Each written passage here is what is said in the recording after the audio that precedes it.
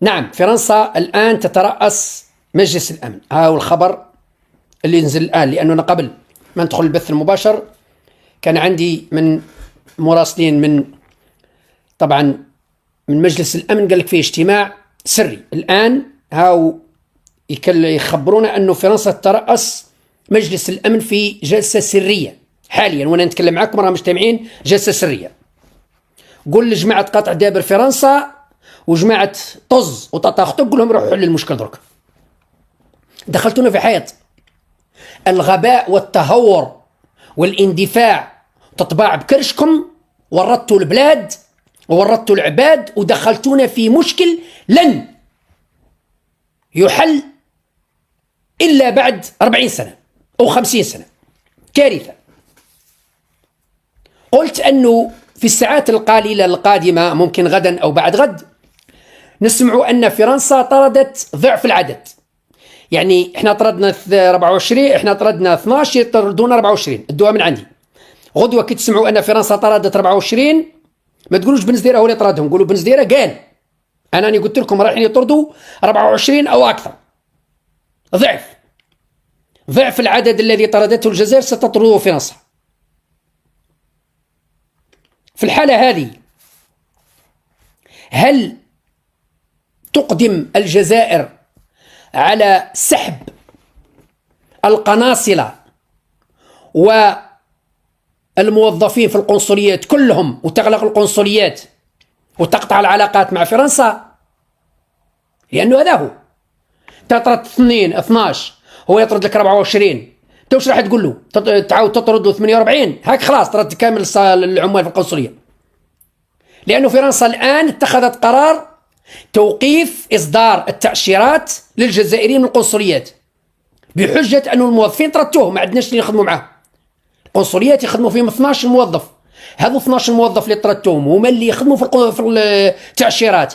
إذا سكرنا بطريقة أو بأخرى، وهذه نقولها لكم أنا، تحريض على الفوضى. نعم، تحريض على الفوضى.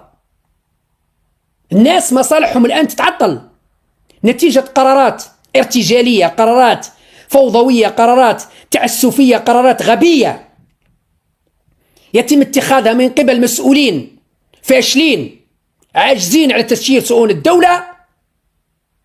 الناس تعطل مصالحهم. كاين ناس عنده مرضى، ناس عنده موت، ناس عنده تجارة، ناس عنده صوالح، ناس عنده تروح تعطلوا مصالحه. توقيف التأشيرات لي فيزا في الجزائر لأن ما كاش.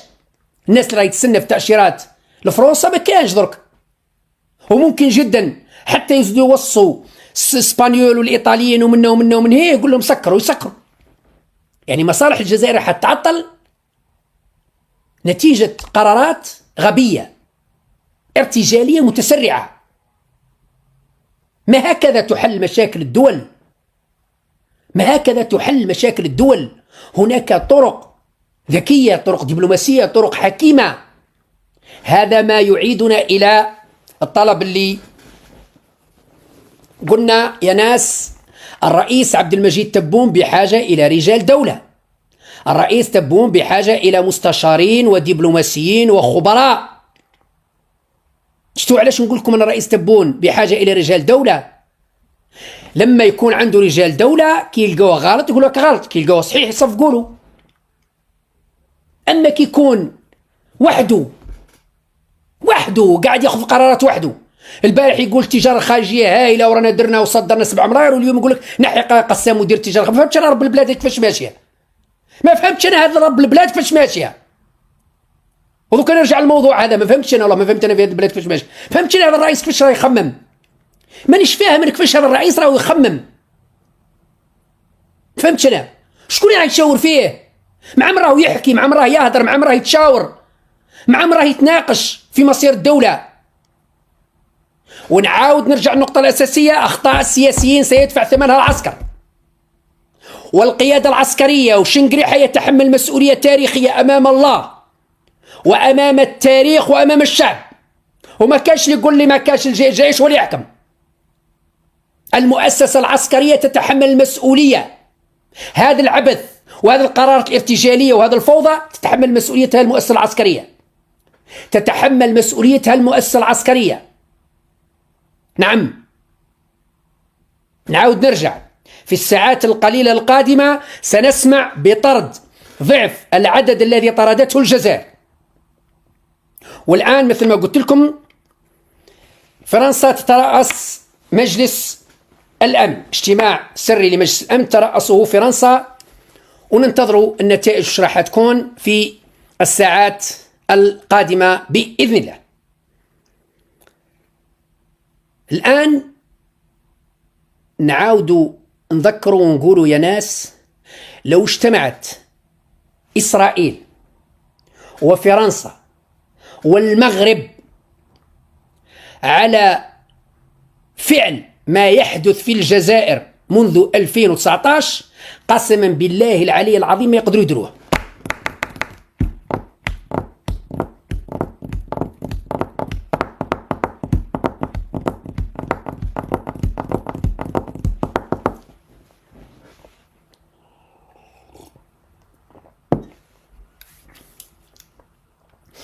أقسم بالله العلي العظيم وأنا مسؤول ورقبتي الرب سبحانه، لو اجتمع خبراء بني إسرائيل وبني مخزوناق المخزن وبني فافا، لو اجتمع بني إسرائيل وبني المخزن وبني فافا وداروا كومبلو وداروا مخطط لضرب الجزائر وتحطيم الجزائر تكسير الجزائر وكذا كذا من 2015 وخاصة من 2019، أقسم بالله ما يقدروا يديروا وش راهو صاير الآن من قبل الجزائريين. ما فعله الأغبياء الجزائريين بالجزائر ما كان ليستطيع فعل الأعداء، ويفعل الجاهل بنفسه ما لا يفعل العدو بعدوه. ما عجزت عن تحقيقه فرنسا طوال قرن و32 سنة للأسف الشديد سيحققه بعض المسؤولين الفاشلين الذين يسيرون شؤون البلاد من 2015 الآن. نعم، من تاريخ تحطيم جهاز المخابرات الديراس إلى الآن في 10 سنوات استطاعوا أن يحطموا ويجزئوا ويفتتوا ما لم تستطيع لا فرنسا ولا المغرب ولا إسرائيل فعله، لأنه منذ 1962 وقبل وفرنسا تحاول، المغرب يحاول الحسن الثاني وجماعته من 63، وإسرائيل تحاول بكل الطرق أنهم يحطموا الجزائر وما قدروش. لكن المسؤولين تاوعنا بهذه المنهجية وهذا التخطيط الحكيم بين قوسين الغبي وهذه الفلسفة الهيدروكربونية الميتافيزيقية راهم مادين البلاد الواد مدخلينها في حيط. الأقل لو كان عطيناها لإسرائيل ولا المروك ولا فرنسا وقلنا لهم قطعوها، على الأقل ما تغيرناش، قالها الأعداء. بصح تلقى أنت ناس من لحمك ودمك هما اللي قاعدين شادين الشاقور ويضربوا اشتراك اشتراك اشتراك اشتراك اشتراك اشتراك اشتراك طيحوا في الشجرة وتتشوف بعينك وما تقدر تقول والو، ولما تهدر يقولك خائن وعميل. معليش، تهدر تموت تسكت تموت، إذن خلي نهدر ونموت. طاهر جود الله يرحمه قال لك تهدر تموت تسكت تموت، إذن نهدر ونموت. ايش يقول هذا؟ عاجل. أدرجت فرنسا التي ترأس مجلس الأمن الدولي لهذا الشهر جلسة خاصة لمناقشة قضية الصحراء المغربية يعني الصحراء الغربية ضمن جدول أعمال المجلس، والمقرر عقد هذه الجلسة في 14 أبريل يعني اليوم طبعا، وفقا للبرنامج المؤقت المنشور في الموقع الرسمي للأمم المتحدة. طبعا أنا قريته في الموقع الرسمي للأمم المتحدة أنه في الساعات القادمة، معناتها الآن في اجتماع سري، وفرنسا هي التي أدرجت هذا البند باتفاق مع طبعا دوائر أمريكية ودوائر صهيونية وكذا وكذا وكذا. وللأسف الشديد وقع الفاس في الراس ودخلنا في حيط، دخلنا في حيط. أوكي، أنا نشوف في كاين تعطيل بزاف وكاين تقطيع بزاف أمامي هنا نشوف.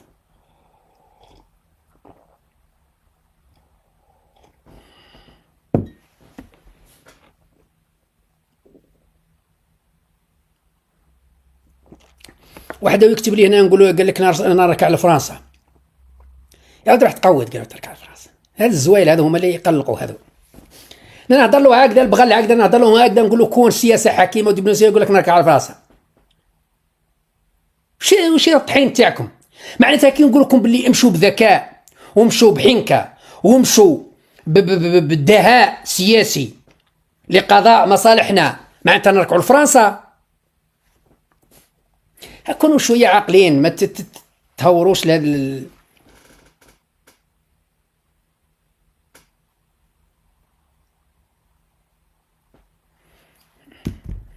رحت. كونوا عاقلين. رانا هضروا قلنا باللي الحكمة والذكاء هي التي تجعل من المسؤول، تجعل من الدبلوماسي أنه يتأقلم مع الأوضاع، يتأقلم مع الرياح. إذا كانت رياح قوية عاصفة ينحني للعاصفة حتى تمر. إذا كان سبربوحي وهو وكذا كذا يفتح صدره ويقابل النسيم. هذه الدبلوماسية، هذه السياسة. كي يكون القبار والزفزافي والقبار يعمي، ما واحد ماشي الواحد يخرج هكذا يفتح عينيه ويقابل القبار، عمرها ما صرات. هذا واحد غبي مهبول، أو واحد إعصار تسونامي هو يخرج يروح يقابل البحر ويفتح صدره ويقول أنا هنا تسونامي. هذا حمار زايل، هذا غبي. الذكي هو أمام القبار والزفزافي يتخبى، خلي القبار يفوت. أمام تسونامي وأمام فيضانات تسونامي نفس الشيء، يتخبى ويخلي أمور تفوت. لكن كي تكون نسمة تاع ربيع ونسمة يعني هواء منعش، يفتح صدره ويقابل الهواء ويستنشق الهواء. هذه الدبلوماسية. مش معناتها كي يكون إعصار أو يكون تسونامي ويهبط راسه معناتها راهو مذلول وطحان وخايف. إيه، هذا ذكي يتأقلم مع الأوضاع المناخية والسياسية والأمنية والدبلوماسية، يتأقلم. هذا يسموه التأقلم، هذا يسموه فن وسياسة التأقلم. أما سياسة الزلط وتفرعين فهي سياسة الأغبياء الفاشلين الفاقدين للأهلية، الفاقدين للأهلية. رغم كل هذا ماهوش البث انقطع، وكاين البث، قلت لكم كاين شويات. رغم كل هذا أنا عندي 3 أخبار مفرحة اللي عجبتني. الخبر الأول طبعا وانتم تتبعوا، الخبر الأول سياسي، الخبر الثاني عسكري أمني، والخبر الثالث اقتصادي. وانتم خيروا باش نبداو بالخبر الاقتصادي ولا السياسي ولا العسكري الأمني. هيا نخليكم تعلقوا لي هنا في والله نقرا لكم لي كومونتير. قولوا لي باش نبدا بالخبر المفرح السياسي ولا الخبر الاقتصادي ولا الخبر الأمني العسكري. قولوا لي تعليقات نشوف شكون اللي يعلق يقول واش كاينو. السلام عليكم اخواتي اللي كاينين في هذا المباشر ديال بن سديره. هذا واحد مروكي ديال بن سديره، هذا بين الاخ بن سديره. واش تعاود سال مروكي؟ قال لك عسكري، واحد قال لك عسكري. زيد انتم واش تقولوا؟ ابدا برك. لا والله تقولوا لي باش ابدا. اقتصادي، العسكري الامني. واحد قال لك رزيق عسكري، وزير التجاره. هيا قولوا شنو تجاري ولا اقتصادي ولا بالعقل سياسي اقتصادي عسكري، فاهم بالعقل. الامني والعسكري، الامني والعسكري. هيا والله الامني والعسكري. قالوا الامن العسكري. عندنا 3 اخبار قلت لكم، الامني والعسكري وعندنا سياسي وعندنا اقتصادي. هذو الاخبار اللي فرحوا. نبداو بالامني والعسكري. الامني والعسكري انا بصراحه استبشرت خير وقلت باللي الحمد لله انه الان اصبح امننا القومي واصبح يعني مستقبلنا العسكري والامني في ايادي امنه.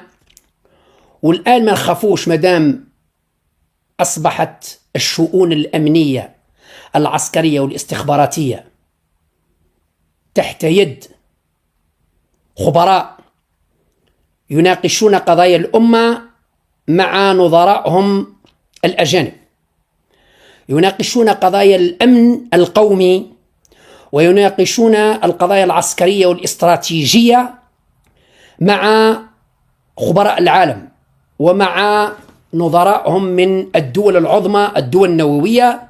إذن لا خوف على الجزائر. الحمد لله عدنا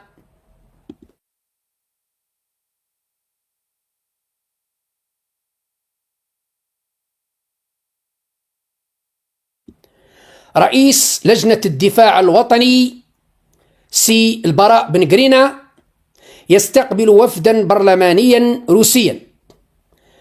رئيس لجنة الدفاع الوطني سي بن قرينة البراء يستقبل وفد برلماني روسي برئاسة هذا المسؤول الروسي اللي جاي يناقش في قضايا الأمة.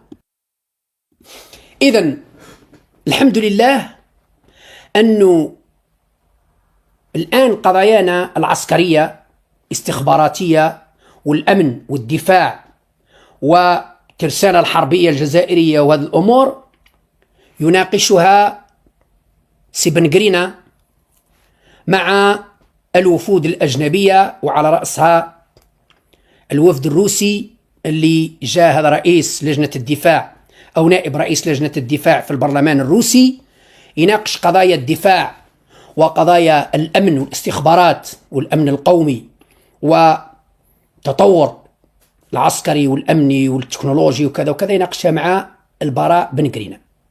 الآن نقدروا نطمنوا على مستقبل البلاد، ونقدروا نحطوا في كروشنا بطيخة صيف كما يقولوا ونتهناو. الحمد لله مشرف أمن البلاد ومناقشة قضايا الأمة والأمور العسكرية وكذا وكذا يناقشها البراء بن قرينة. البراء بن قرينة اللي الخدمة الوطنية ما قدمهاش، السيرفيس ناسيونال ما قدموش، ما يعرفش الفرق ما بين استعد واستريح، الفرق ما بين استعد واستريح، الفرق ما بين خلف دور ويمين دور ما يفرقش بيناتهم. تقول له خلف دور ويمين دور عنده كيف كيف يدور، المهم يدور. لا يفرق ما بين استريح واستعد.